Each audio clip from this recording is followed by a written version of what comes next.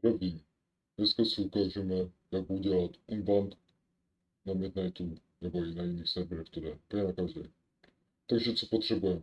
Nový Rockstar, nějaký spoofer osobně doporučuju, Red Engine, VPNku a Revon instalator, to je zadarmo, to je taky zadarmo, ale pokud chcete lepší pojení, tak bych doporučil potom VPN. Ještě potřebujeme nový Discord a Steam. Takže v první řadě půjdeme na Discord, půjdete na autorizované aplikace a jdete odebrat autorizaci. A pak stačí se jenom ohlásit.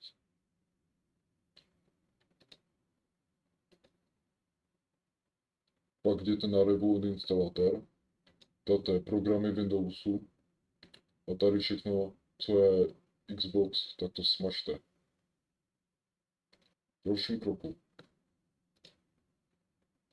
udělat si nový Steam, přijat si nový Steam a na nový Discord.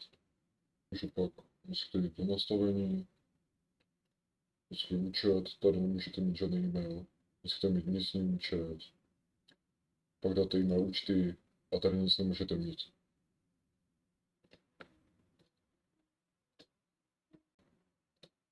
Takže další. Půjdete spustit a podáte lokál a smazat digital a nic.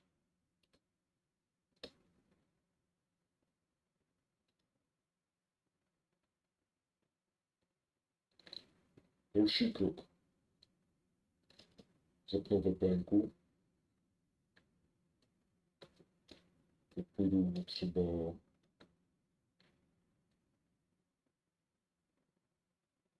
do Rakouska. Teď zapnout spoofer, já osobně používám Red Engine. Za mě to je o 100krát lepší. Tady mám link pro account.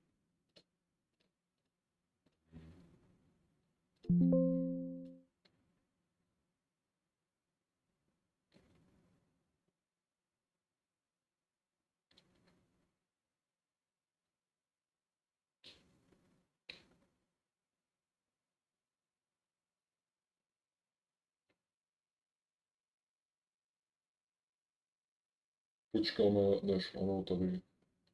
Teď zapneme 5M.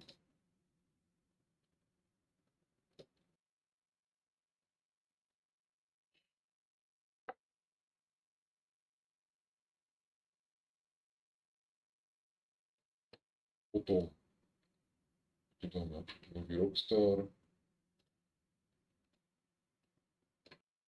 Musíme se. A teď stačí, že napojit na repo.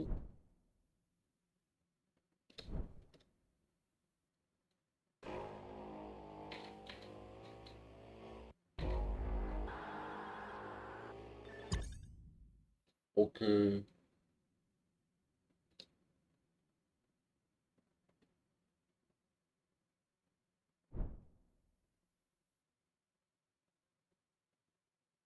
Aha, už se to načítá.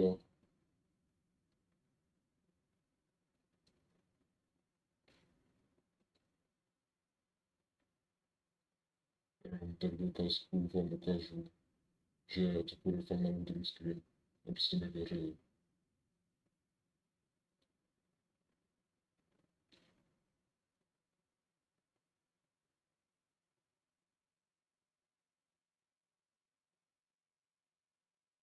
Tady vidíte, že jsme na loading screenu, takže tady máte tutoriál.